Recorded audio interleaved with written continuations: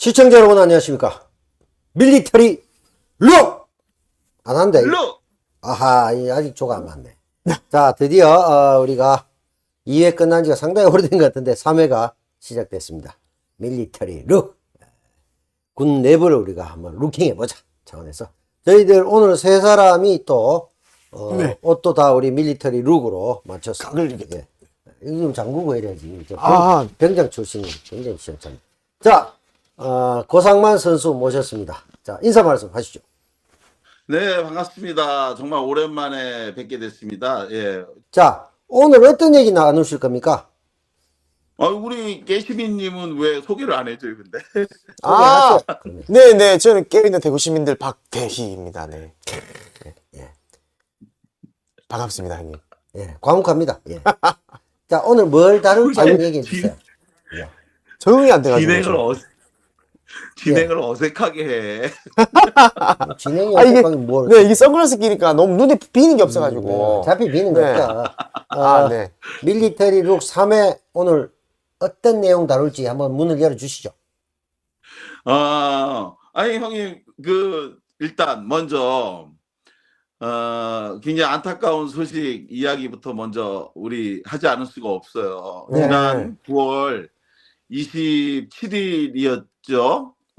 우리 최상병이 네, 원래대로라면 전역을 그렇죠. 하고 사랑하는 가족들에게 돌아갔어야 하는 날인데 함께 입대를 했었던 동료들은 그날 의무복무를 마치고 가족들에게 돌아간 날인데 최상병은 끝내 전역을 하지 못하고 가족들에게 돌아가지 못했어요. 네, 그날 그 최상병 어머니가 돌아오지 못한 그 아들에 대한 안타까운 사연을 그 편지로 써서 그 국민에게 발표한 그 편지 글이 많은 국민들의 가슴을 아프게 했는데 이날 그 대전 현충원에 안장된 네,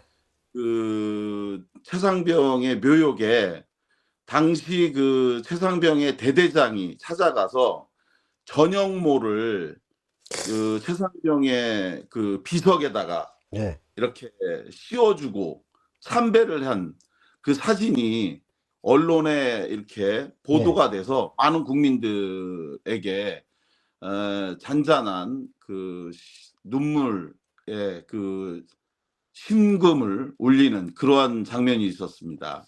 네.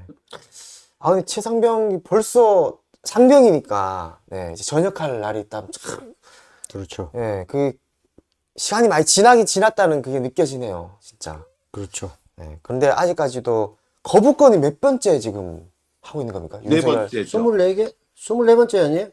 아, 최혜병 특검 아, 최혜병. 관련해서만 예, 세 번째. 세 번째. 네. 아, 참. 그래서 돌아오지 못한 해병 이렇게 얘기를 하고 있죠. 안타깝게도.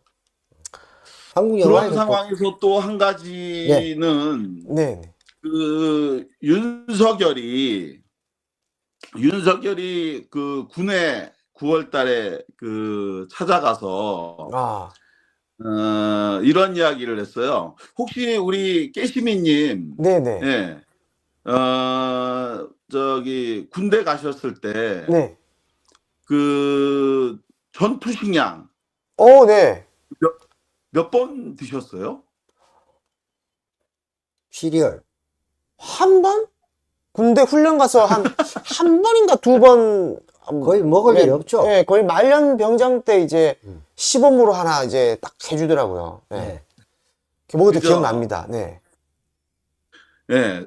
우리 남배우 형님은 전투식량 몇 번 드셔보셨습니까? 저는 먹으려고 하면 뭐 평생 먹을 수 있었으나 취사병 출신 형님은 아니겠습니까? 제가 어, 취사병 출신이기 때문에 늘 배식을 합니다. 그래서 그 전역하기 전에 네, 네. 한번 뭐 네. 알고는 가야 될 거 아니야. 그래서 한번 나눠주는 거야. 아, 그때 그냥- 한번 이제 풀어주고 이제 한번 이렇게 아, 그리고 비빔밥 같은 거 한 번씩 먹고 하죠. 네. 우리는 이제 심심풀이 간식으로 먹는 거고. 아, 간식으로 예, 훈련이 근데- 아니고 이제. 그렇지. 네. 이제 일반 병사들한테는 이제 한번 나가는 경우가 있죠. 정해서. 근데 그게 거의 없어요. 네네. 한 번 정도, 두 번 정도 이렇게. 그리고 저도 훈련할 때 거의 짬밥을 주지 않습니까? 그죠. 왜냐면 취사병이 가서 다 요리합니다. 네. 해가지고 예비군 훈련도 하고 다 해줍니다.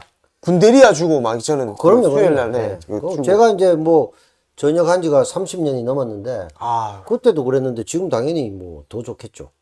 이 전투식량을 먹을 일은 거의 없죠. 사실은 네네.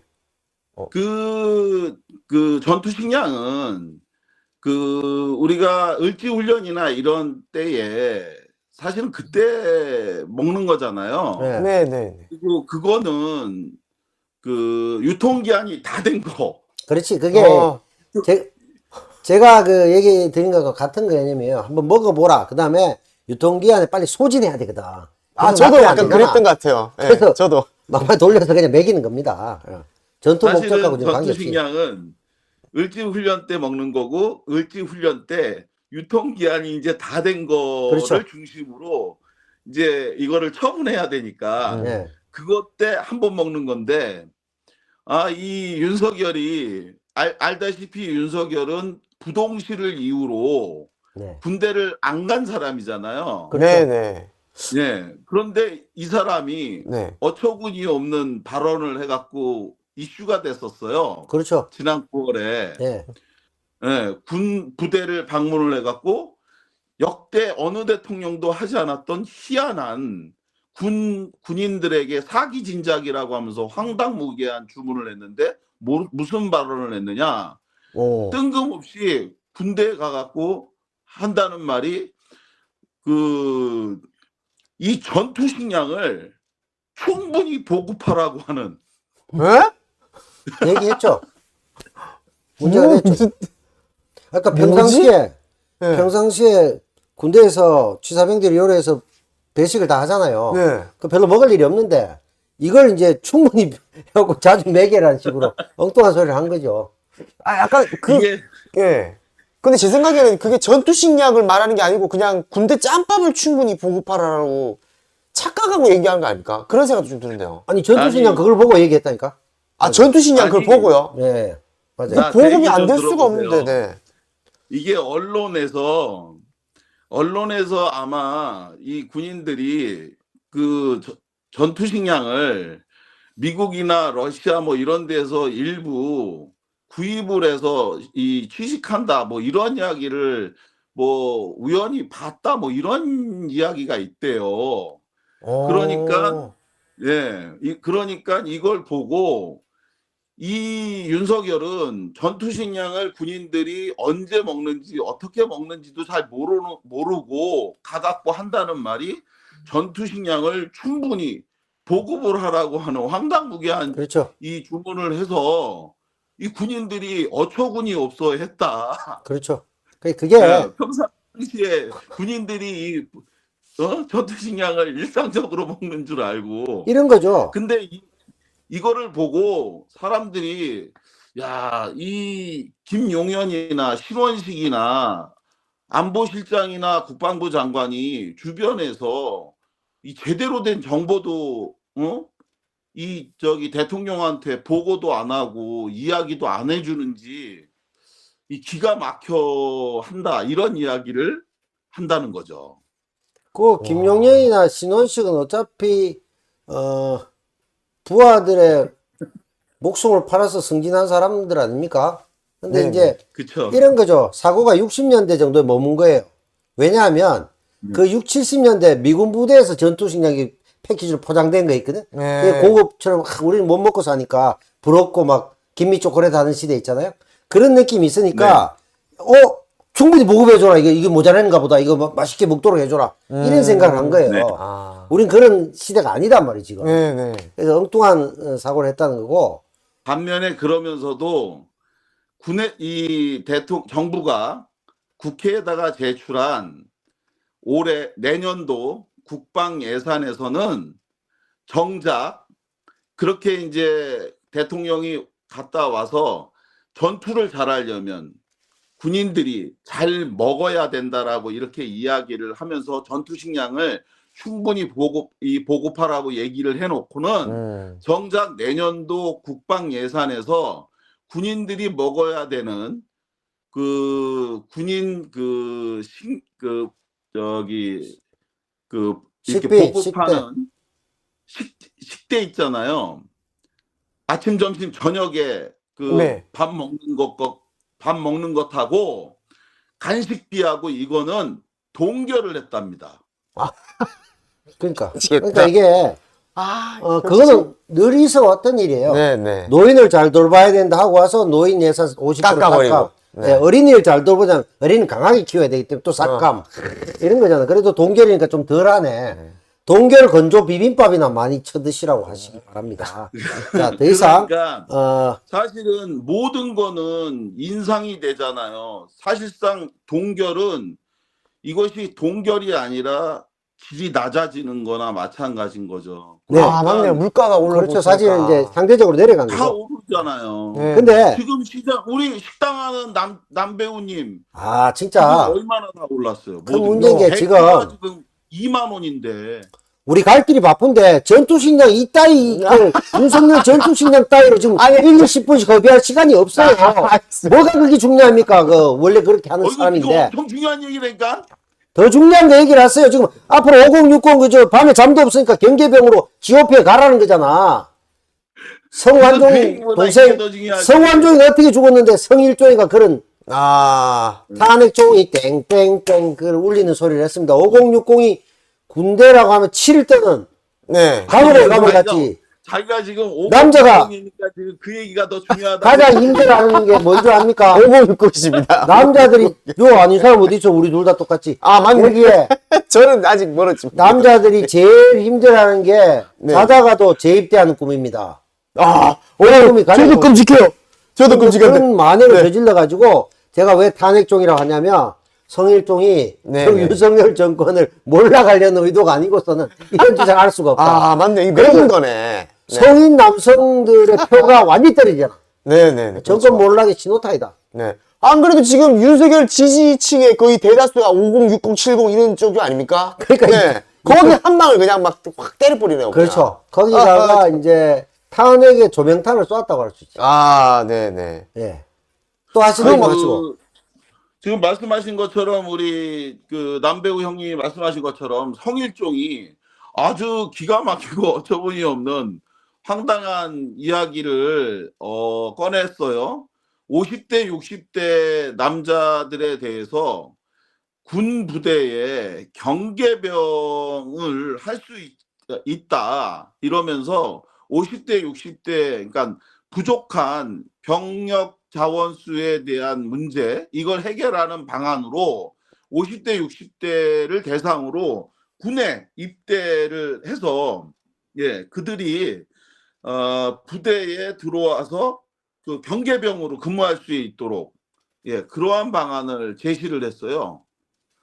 그래서 그 사람들이 밤에 와갖고 부대에 경계 근무도 하고 그 외에 미군 부대처럼 이렇게 부대 나머지 잡무 업무도 하는 그런 거를 얘기했는데 그거에 대해서 비난 여론이 드세게 일어나니까 바로 그걸 철회할 줄 알았는데 네. 다음 날 다시 이것에 대해서 재차 강조하면서 이거 200만 원 정도의 돈을 주면 얼마든지 할 사람들이 많이 있다라고 하면서 재차 재강조를 했는데 우리 남배우 형님 이거에 대해서 어떻게 생각하십니까?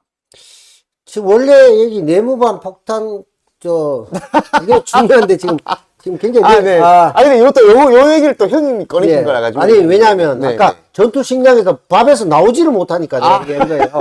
그래서 빨리 이제 GOP까지 갔다가 다시 내무반 네. 들어가야 되거든. 네. 근데 이 근데 얘기 또 지금, 물어보는데 일종의 이거죠. 네. 200만 뭐 그 얘기하는 거는 사실은 지금 필리핀 가사 도우미 와 있잖아요. 맞네. 필리핀 용병 도우미도 네. 아니고 말이야. 그 탈영해갖고, 어. 그 탈영한 셈이네요. 지금 부산까지 빼가지고. 두 사람 탈영했잖아. 네, 그래도. 네. 그러니까 이게 사실은 이게 모병제 문제도 있고 여러 가지도 있습니다만은 한편으로 그럼 출산율을 높일 수 있는 병력 자원이 부족하면 늘릴 수 있는 방안을 생각해야지. 네. 5060 다시 해가지고 한 2번 갑시다. 그래가지고 마치 수위처럼 뭐 경기 맞네요. 관리도 하고 잡무도 하고 풀도 뽑고 뭐 다 할 수 있지 않느냐 해봤으니까. 그리고 그게 노인 일자리 차원에서 그렇게 접근하는 게 과연 맞을까요? 그 국방력 강화될까요? 의욕이 있어서 가는 사람 있을까요? 아, 자기들은 군대 한 번도 안 갔는데 그러니까. 성일종은 ROTC 출신이고 나머지는 대부분 안 갔잖아. 자기는 군대도 안 갔는데 남들은 2번 가라고? 와. 가겠어요? 의미가 없죠. 그럼 그 200만 원 때문에 가라고? 뭐 노인 일자리 확대입니까? 참네. 아니, 이 문제는 아주 쉽게 저는 보면요. 우리나라 예비군 제도만 봐도 네. 사실상 예비군이 기관병들 통제에 지금 따릅니까? 아, 다르죠. 그런 상황하에서 50대, 60대가 가게 되면 와. 그 사람들이 가갖고 기관병들의 통제에 이게 될 것 같습니까? 잘 안 되죠. 말도 안 되는 얘기인 거예요. 그리고 예전에 예비군 훈련 자체가 군대에서 받은 스트레스를 군에 가서 역으로 푸는 자리였거든요. 네. 그 예전에 총 깔고 총으로 널뛰고 뭐 스포츠 신문 군화발에 넣어가고 군화에 넣어가고 이렇게 물론 이제 나중에 강화가 많이 됐습니다만은 그러면 이 사람들이 이제 역으로 생각했을 때 이럴 수는 있겠죠. 북한군이 쳐들어와도 네. 말을 안 듣기 때문에 네. 북한군에게 저항을 잘 할 수 있을 것이다. 뭐 이렇게 생각할 수 있겠죠. 한잔 해. 뭐 이렇게 할 수도 있고. 그런 걸 노리지 않는 뭐 두려움이 없으니까. 그런 거 아닌다면 말이 안 네. 되죠. 아, 근데 그 나이대도 거의 장성급 나이대 아닙니까? 정성이요. 근데 지금 다, 예. 장성 나이 때도 사실은 말이 안 되고요. 그리고 네. 또 하나는 제 친구가 별 그 3개입니다. 중요한 건 이겁니다. 그 알바에게 네. 무슨 중요한 업무를 맡기는 회사가 어디 있어요? 그러니까 병이 제일 중요한데, 어떻게 보면. 그러니까 이제 군대도 이제 일단 원청 있고 하청 주고 뭐 외주 용역으로 가겠다 이거잖아요. 진짜 큰일 났다, 그것도 정말. 어르신들로. 참, 발상이 참 희한합니다. 그래서 제가 말씀드린 건 윤석열 정권 몰락에 조명탄을 쏴줬다. 성일종이. 네. 의도는 뭐 충성하려고 했는지 모르겠으나 근데 그것의 의도를 어차피 전투식량도 모르니까 못 알아들을 뿐이기 때문에 그렇게 얘기했지 않았을까. 네네. 아, 네. 충성인 줄 알고. 네네. 그러니까 우리가 봤을 때는 표 떨어진 소리가 확 보이죠. 중장년층 표 다 떨어질 거 아니에요. 네네. 굉장히 나는 이번에 큰일 했다고 봐요. 아. 성일종이. 그래서 하여간 어떤 의도와 목적인지는 뭐 성일종은 나름대로 선의의 목적이 있겠으나 그것은 진짜로 그 국방력 강화라고 하는 측면에서는 전혀 도움이 안 되는 거고요. 안 되죠. 진짜로 국방력 강화라고 한다면 현실에 맞게 그 군인의 수를 적정한 수로 재조정하고 그렇게 하려면요. 지금의 그 의무 복무 제도라고 하는 것을 이제는 포기하고 모병제 국가로 전환을 그렇죠. 하는 것이 맞다. 그거는 뭐 우리가 늘 밀리터리 룩 하는 이유 중에 한 가지이기도 합니다만은 네. 궁극적으로는 정예화된 모병제로 가서 아까 200만 원 얘기도 하셨지만 또 병장들도 뭐 150, 200 가까이 돼 가잖아요. 그러니까 또 하사관하고 차이도 별로 없어서 문제가 되고 있는데 네네. 그런 면에서 보면 사실 한 300만 원부터 해서 한 정도에 출발해서 정예화된 직업군인제로 가는 것이 앞으로 출산율이 더 늘어나지 않을 거니까 그런 면에서는 그게 합리적 대안이 될 수 있겠죠. 우리 고상만 반장 얘기처럼 저는 굉장히 네. 그 부분에 동의하거든요. 네. 자, 이제 이 정도 하면 내무반에 이제 들어올 때도 되지 않았나? 내무반에 그리고 네. 3명 죽은 얘기 아니 좀 하죠. 그리고 네. 군사건 우리가 군사건 미스테리 이 제목을 군사건 미스테리로 이게 바꾸지 않는 이상 이 미스테리 룩은 사실 이런 내용 다루는 게 맞고요. 미스테리 룩이 아니고 어. 밀리터리 룩입니다. 미스테리 룩으로 가지 않는 이상 사실은 이런 얘기가 아니 맞아요. 뭐 나는 밀리터리 룩은 저는 그리고 자 군 관련 전반적인 지금 지금 시사 얘기로 얘기를 해도 들어가면 좋으나 네네네. 저번 시간에 우리가 묻지도 않았는데 아. 고 반장이 굳이 자기 스스로 요거 뭘까요? 맞춰봐 이러면서 하겠다고 했던 게 그잖아. 그래서 그 본론을 언제 하냐 이렇게 물어본 거지. 본인 궁금한 얘기만 하고 있어. 1989년 네. 12월 3일 89년입니까? 네. 89년 예. 12월 3일 아주 추운 겨울이었어요. 네. 아, 예. 전남 완도에 완도. 그 금일도라고 하는 섬이 있습니다. 네. 그 섬에서 한 10명이 근무를 하고 있던 그 방위병 중심의 부대가 있는데 예. 그 부대에서 지하 벙커 내무반에서 네 명이 그 술을 여기 그 부대 그 지하 벙커의 내무반에서요. 예. 3명의 그 방위병과 그리고 부소대장 1명이 있었는데 네. 그 안에서 두 명이 총을 맞고 숨진 채 발견이 됐어요. 아. 그리고 2명이 도주를 한 사건이 발생을 했는데 아, 그리고 나서 도주한 사람 중에서 예. 1명만 살아서 와갖고 헌병대에 자수를 했는데 그 1명이 살아 돌아와서 말하기를 같이 도망갔던 사람이 네. 수류탄으로 자살을 했다.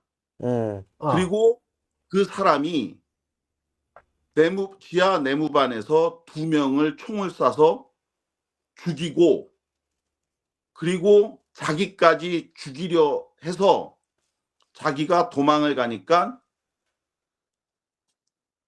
그 사람이 스스로 자폭해서 죽었다.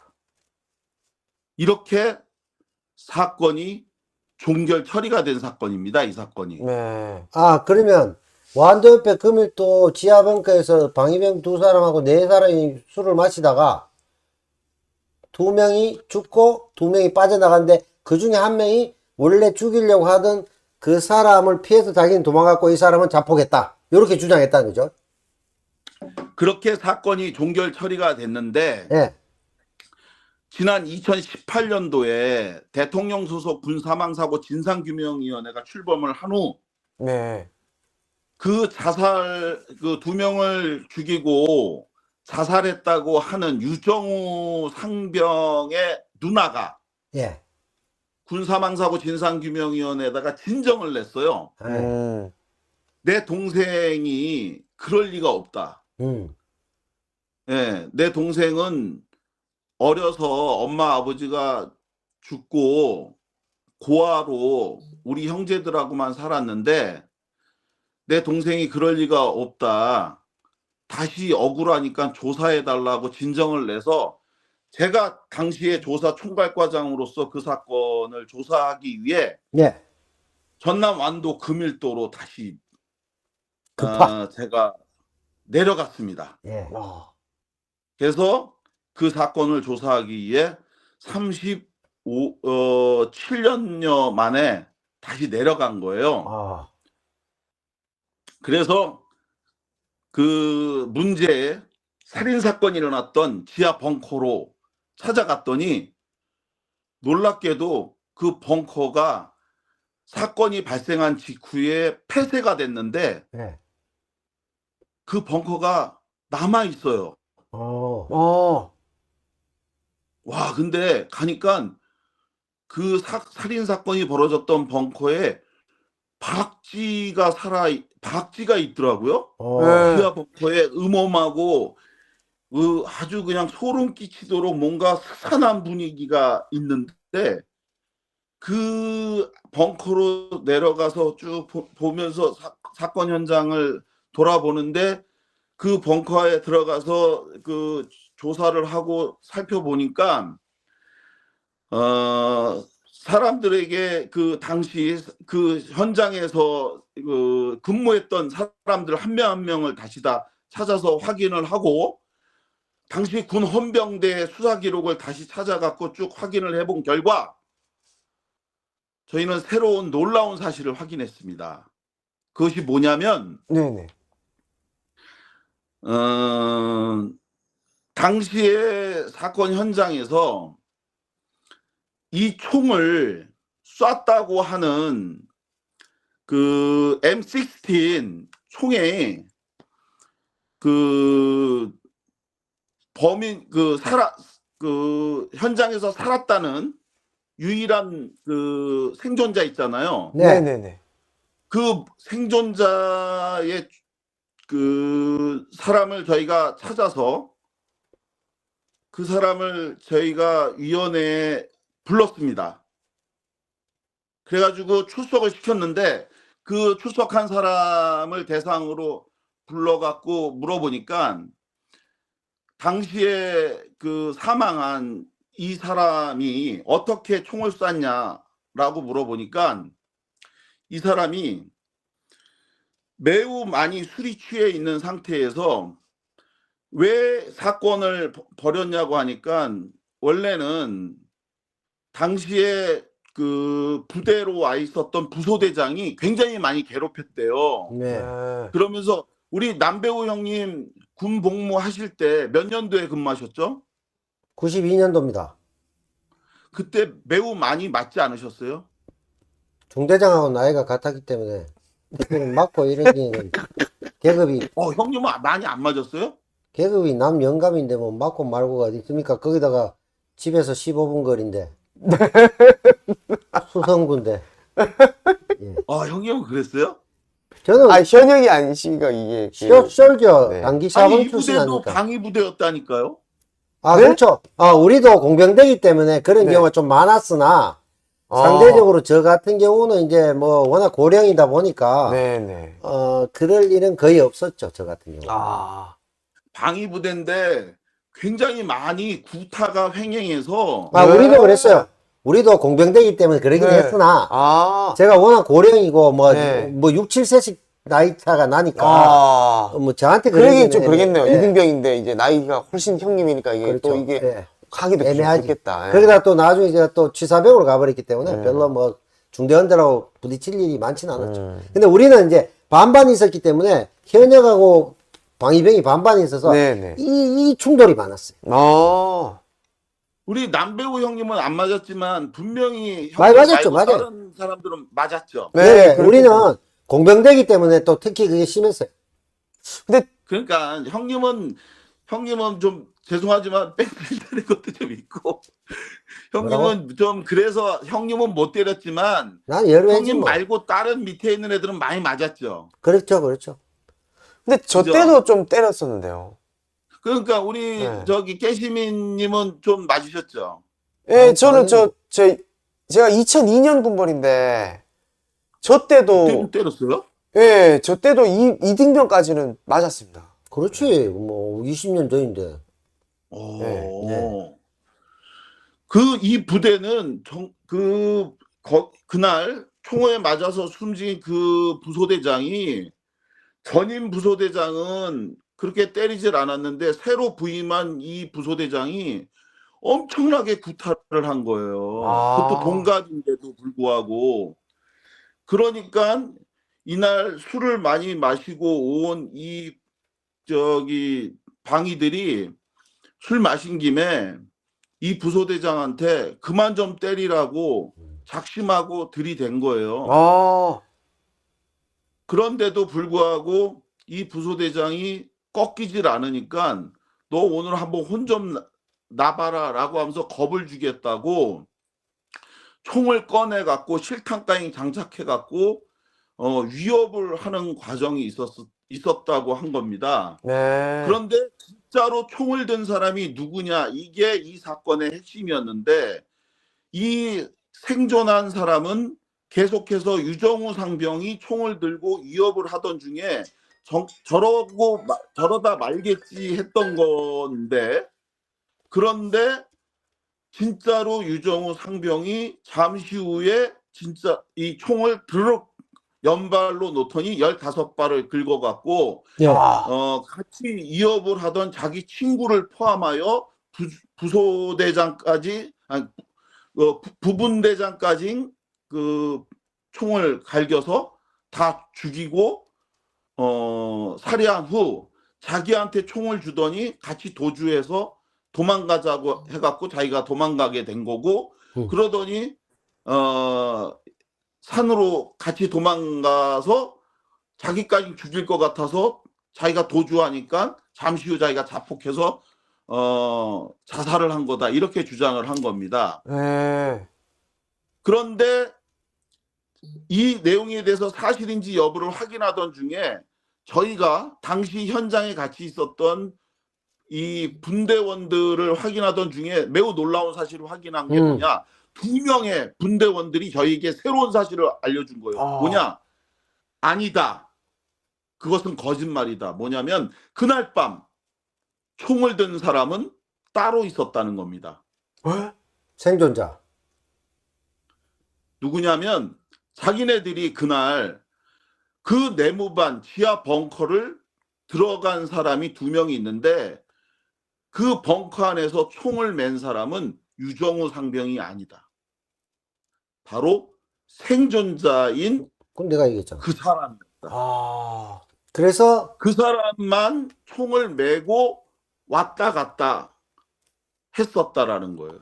그러면 그 시신은 두구만 거기 있었고 그 제3의 인물 유정우 상병은 바깥에서 자폭한 거로 됐나요?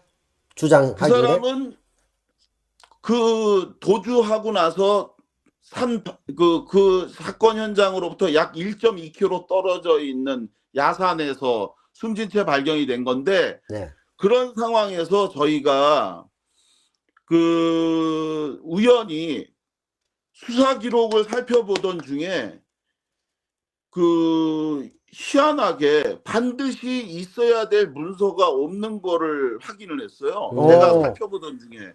그게 뭐냐면, 이거는 군 사건 기록, 사망 사건을 보면 기본적인 서류인데 하나가 없는 거예요. 그게 뭐냐면 총기로 사망한 사건인 경우에 반드시 군 헌병대가 확인해야 되는 문서입니다. 그게 뭐냐면요, 총기 사건일 경우에는 반드시 총기에 대한 화약흔 검사를 해야 돼요. 아, 그렇죠. 네. 그 총을 쐈으면 이 총알이 어느 총에서 발사됐는지에 대한 그 화약흔 검사를 해야 되거든요. 네네. 그런데 이 사건은 그 실험, 그걸 조사한 기록이 없는 거예요. 황당하네요. 네. 그래서 확인하던 중에 우연히 국가기록원에서 그 기록이 가 있다는 것을 우연히 알게 됐습니다. 예. 이게 뭘 의미하는 거냐면요, 당시 군 헌병대가 이 기록을 일부러 그 헌병대 기록에서 누락시키고 빼돌려서 첨부를 안 한 거예요. 그런데 누군가가 그 기록을 따로 국가기록원으로 이첩을 시켰는데 그 국가기록원에 있는 기록을 저희가 찾아내서 입수했습니다. 그리고 그 기록을 제가 입수해서 열어본 순간 깜짝 놀랐어요. 왜 깜짝 놀랐느냐? 뭡니까? 열어본 순간 거기에 그 총이 누구의 총인지 기록되어 있는 걸 봤기 때문입니다. 열어본 순간 그 총은 유정우 상병의 총이 아니고 바로 생존자의 총이었습니다. 그러면 생존자의 주장은 자기 총을 유정우 상병이 뺏어서 사살하고 사람들을 막 총 쏘고 2명이나 죽이고 도주해서 자폭했다, 이렇게 주장하는 거겠네요? 역시 남배우 형은 똑똑하세요. 이게 똑똑한 그래서 겁니까? 제가 그렇게 물어보자 바보 아닌 놈은 다 그렇게 얘기해. 예. 물어보자 그는 아주 정말 기상천외한 답변을 했습니다. 뭔가요? 우리 부대에서는 개인 총이 없고 아무 총이나 돌아가면서 쓰고 있었습니다. 뭐 공룡폰입니까? 아니, 그게 말이 됩니까? 예. 아니 근데 방이라서 그런가? 아니 방이라도 그렇지 전 세계 어느 나라 군대에서 총 돌려막기가 총 돌려 쓰기 됩니까? 아무 총이나 니총 내 총 됩니까? 아, 그분 군생을 어떻게 한 거야? 도대체 어떻게 된 거야? 군에서 총은 생명과로 네. 같은 건데 폰도 이렇게 바꿔 안 쓰잖아요. 네. 총을 아무나 쓸 수 있다. 공룡이라고? 설득력 그래서 없는데요? 이 내용에 대해 모든 부대원들을 대상으로 그런 사실이 있는지를 묻자 한결같이 100%가 한 말은 그런 사실이 없습니다. 모든 총에는 적혀 있잖아. 예, 자기 그렇죠. 개개인의 번호 그 이름을 다 써서 예, 썼습니다. 그 사람 총기 번호까지만 거짓말을 외우고 하잖아. 네, 그러니까. 예. 광희도 외우는데. 자기 총번은 주민등록번호처럼 다 번호 기억하고 있죠. 왜 거짓말을 했을까요? 이건 뭐 그래서 그것이 알고 저희가 싶다면 많이 보면 알 수 있는 건데. 모든 부대원들을 상대로 그 질문을 하자 부대원들이 하는 말은 모든 총에는 개인 이름을 적어서 다 적어놔서 개인 총기로 분류하고 있다. 그럼요. 폰도 안 이렇게 돌려. 답변을 해서 따라서 그 생존자의 말은 거짓말입니다라고 답변을 했습니다. 왜 생존자는 거짓말을 하고 있을까요? 유정우 상병이 자기 그 총을 가지고 와서 쐈다 뭐 이런 얘기를 하는 건데요. 그건 거짓말입니다. 예. 근데 저는 좀 놀라운 거는 그걸 왜 헌병대가 알고 있었는데 국가기록물로 한 거죠? 그 사람이 뭔가 백이 있나? 그러니까 그 생존자가 뭔가 생존자가 엄청난 사람인가 보네. 무슨 힘이 있어서 그걸 빠져나갈 수 있죠? 자기 총인데 일단 자기가 먼저 해명해야 되잖아. 네. 그러면 그게 한쪽에 누락됐는데 국가기록원에 있다는 얘기는 누군가는 또 양심의 가책을 느꼈는지 이걸 제대로 보고 넘겨줬다는 거잖아. 요거는 어떤 이 거냐? 사건은 네. 결론적으로 말씀을 드리면 영화 이끼와 비슷한 내용. 아, 이끼. 예. 이 사건은 이 생존자가 그 굉장히 그 막강한 권한을 그 섬에 막강한 영향력을 가진 사람의 그 인척이에요. 유지군요. 유지. 오일페이퍼네. 유지네. 그리고 이 사망한 유정우 상병은 고아였고 그렇죠. 아무도 부모가 일찍 고아가, 돌아가시고.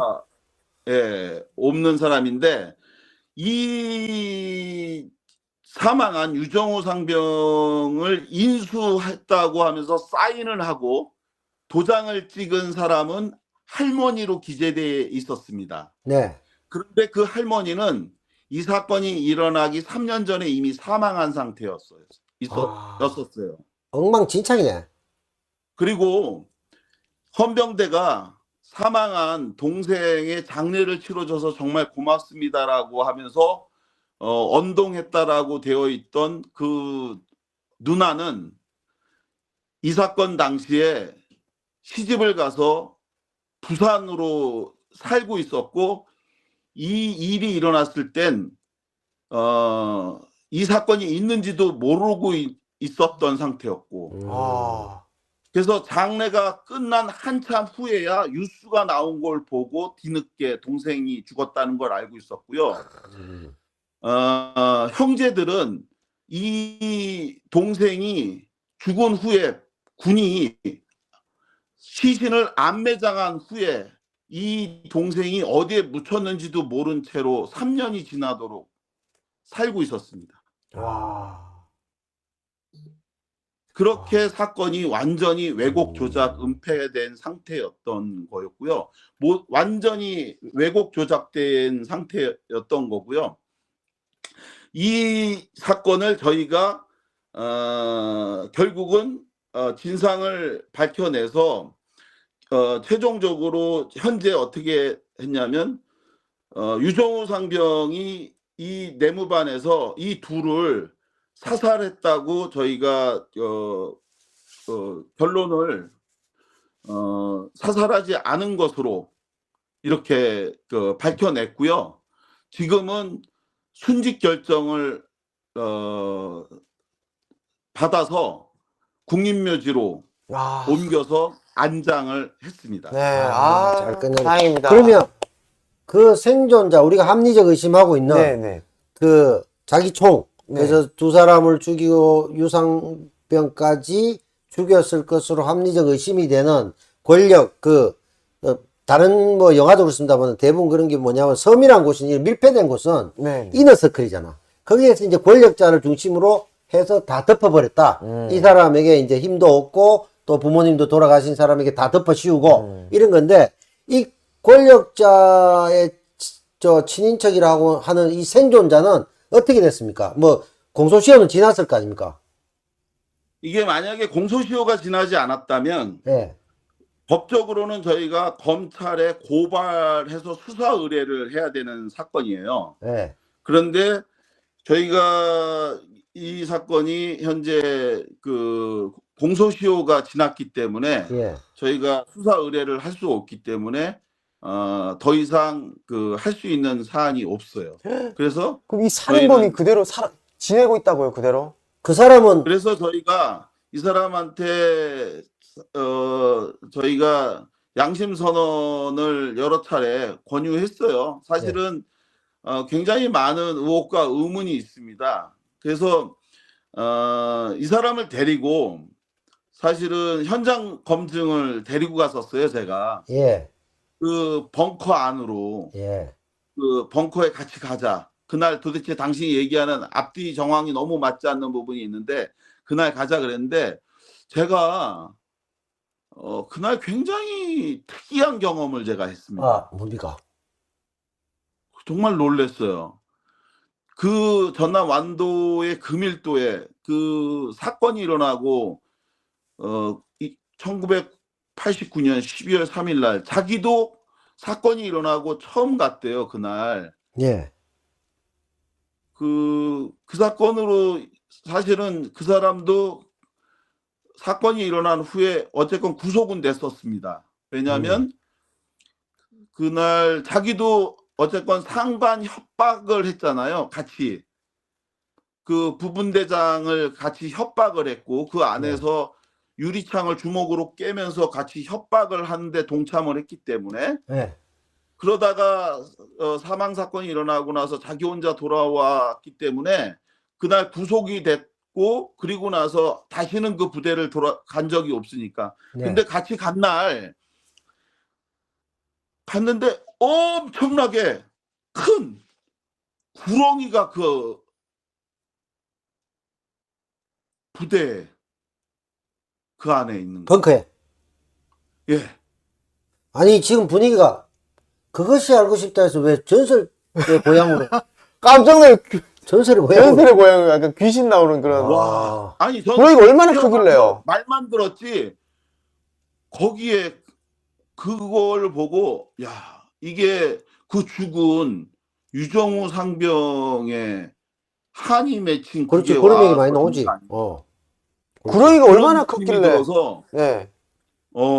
정말 제가 그래서 제가 그 영상을 찍어서 갖고 온 게 있어요. 구렁이 영상이요? 예. 아,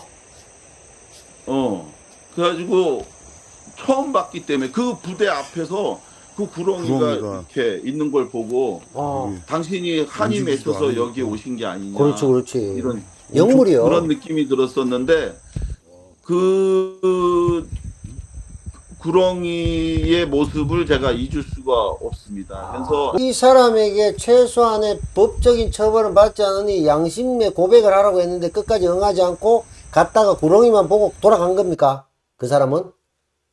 그날 거기 안에서 뭐 같이 현장 검증을 하면서 이야기를 하고 했는데요. 예.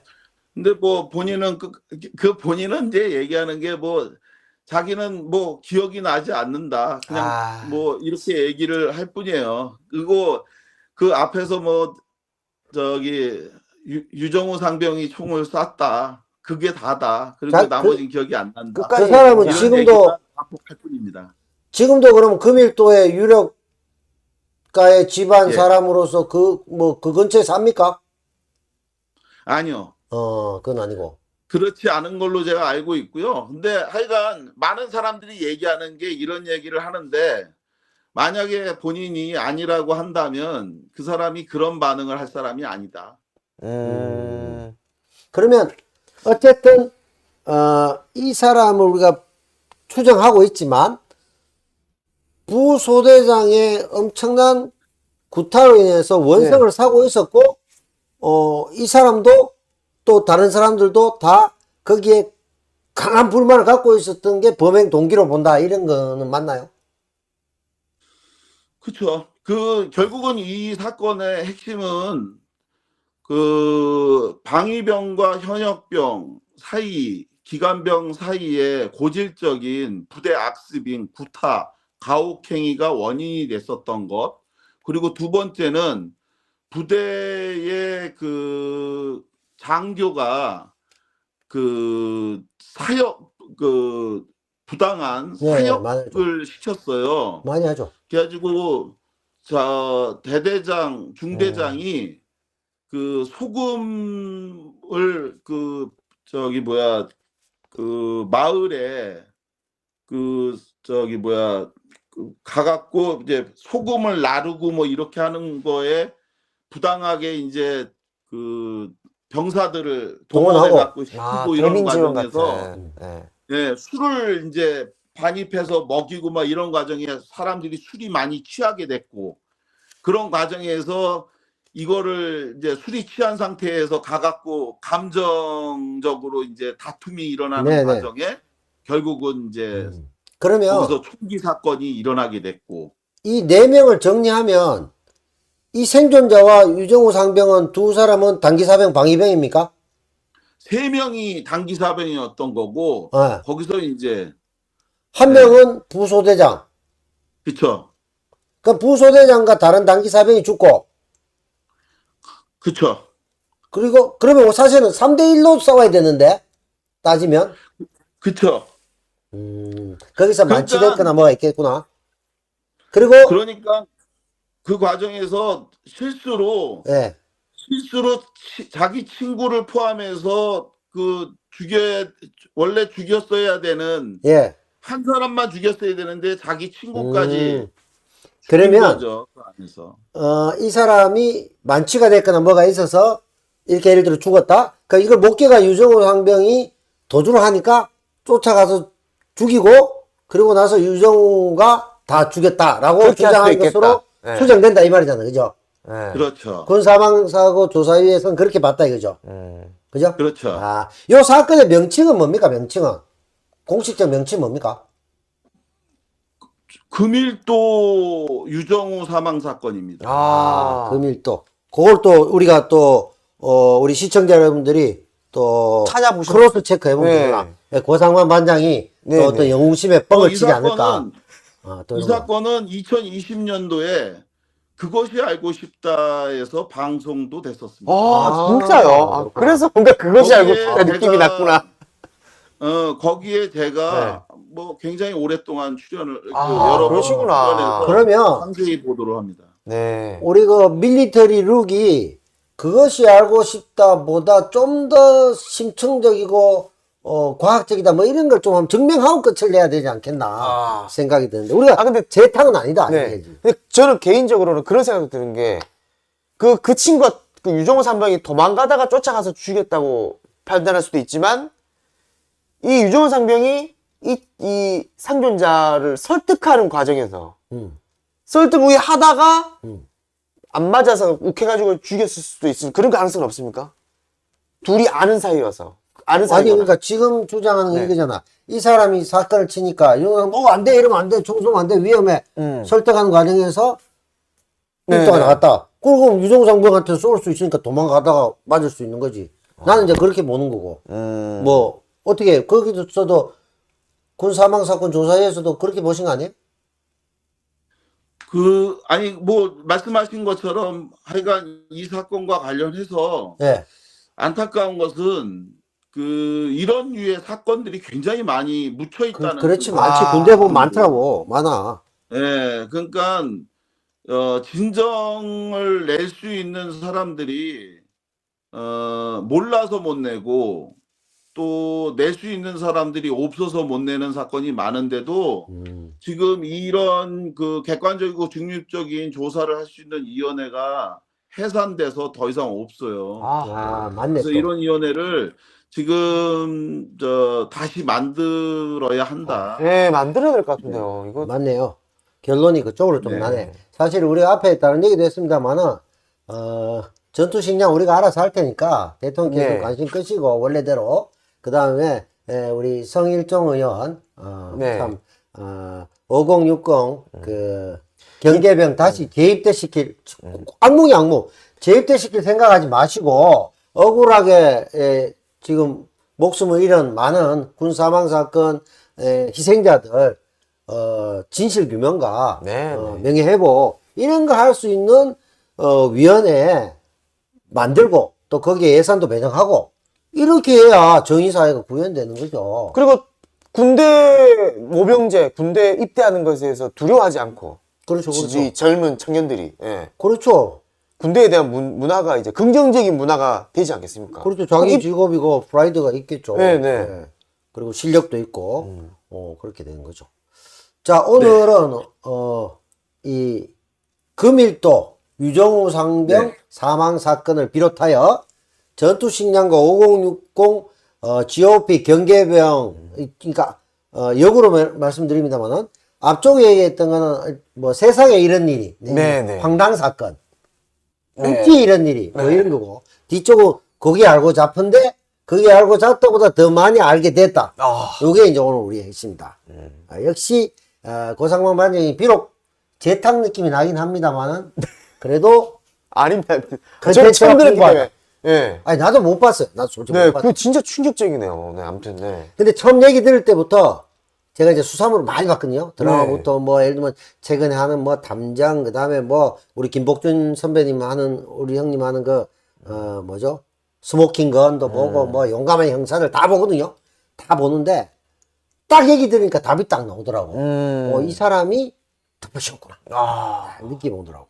그러니까, 고상만이 출동했지. 네, 근데 잠깐 뜬금없이 제가 이런 얘기 들어서 그런데 이종호 상병이 그 2.3km 떨어진 곳에서 발견된 겁니까? 2km 정도? 1.2kg라고 그랬잖아. 근데 유정우 상병. 유종호 상병이 도망을 갔다고 이제 예측한다면 상당히 두려웠을 것 같고 두렵지 않았겠어요? 네, 엄청나게 그 1.2km 먼 거리잖아요. 그렇죠. 그 쫓아간 것도 유정호 진짜 상병이 도망간 거가 아니라고 저희는 보고요. 네. 유정호 상병이 총을 쏘질 않았는데 왜 유정호 상병이 도망갔겠습니까? 아니, 나는 이렇게 보는 거죠. 생존자가 범인이라고 봤을 때는 두 명을 죽였잖아. 그럼 유정우 상병도 은폐하기 위해서 죽이려고 하지 않았겠냐, 이거지. 그래서 도망가지 않았겠냐. 네. 나는 이렇게 보는 거고. 저도 아니 유정호 상병이 도망간 게 아니라 네. 저희가 볼 때는 그 생존자가 뛰쳐나가니까 그 같이 쫓아나간 거죠. 따라갔다고? 따라갔으면 죽을 수도 있는데 왜 따라갔어? 유정우 상병. 설득하려고? 유정호 상병은 어려서부터 굉장히 착한 사람이었어요. 사실은 그러니까 몸을 숨겨야 되는데. 쫓아나가니까 몸을 숨겨야 되는데 유정호 이 상병이 네. 당연히 쫓아나가죠. 이거 사건이 벌어졌는데 어떻게 그럼 쫓아나가지? 아니면, 이 전우를 설득하려고. 그렇겠네. 그러면 이 생존자라는 사람은 마지막으로 증거인멸 차원에서 죽였겠네. 네. 설득하러 오니까 죽여버린. 그럴 가능성이 매우 높네요. 일단 이런 거예요. 유정호 상병의 당시 유정호 상병이 사망한 후에 현장을 지키고 있었던 사체를 지키고 있던 경계병 네. 그 사람이 나중에 유정우의 군복을 벗겼을 때 몸을 봤더니 몸에 총상 자국이 있었다. 그러니까 총을 맞은 거죠. 이 수류탄을 터뜨려 죽었다라고 그 생존자는 주장을 했어요. 완전히 다르죠, 그거는. 와, 완전히 거짓. 그러면 사살했네. 그러니까 내가 조준 사기였겠네요. 자폭을 하고 죽었다라고 얘기를 하는데 자폭한 사람이 어떻게 몸에 총상이 있을 수 있지? 그게 말이 안 되죠. 그리고 수류탄하고 총알 자국하고는 너무나 다르고 네. 단지 우리가 조금 유추가 달랐던 건 저는 자기도 죽을 것 같아서 유정우 상병이 도망갔다고 생각했는데 네. 반대로 이 사람 뛰쳐나니까 유정우 상병이 설득 내지는 뭔가 사건 수습을 위해서 따라갔다가 제거됐다. 이렇게 보는 거네. 그죠? 그리고 실제로 군의관이 남긴 그러니까 검안 보고서에도 총상이라고 써놓고 찍찍 긋고 찍찍 긋고 그 다음에 폭사 이렇게 써놨어요. 와. 그렇기 때문에 이 유정우 상병의 사망은 그 총상이라고 하는 부분이 있다면 이것은 명백하죠. 수류탄 폭사라고 볼 수 없는 거거든요. 그래서 그리고 예. 너무 허술하다, 그죠?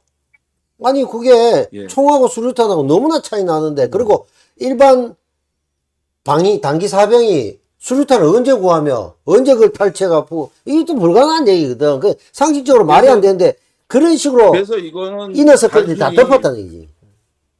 예, 그래서 이거는 그 유정우 상병이 스스로 자폭해서 사망할 수 있는 사안이 아니다. 아니죠. 이렇게 해서 저희가 그 유정우 상병의 자살로 볼 수 없다 이렇게 얘기를 네. 하는 거고요.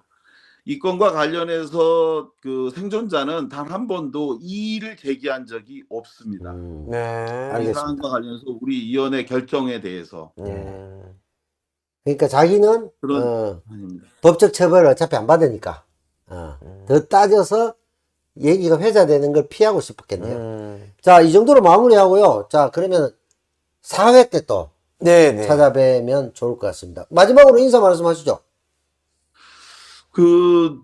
누구나 억울한 일을 당하면 견딜 수 없거든요.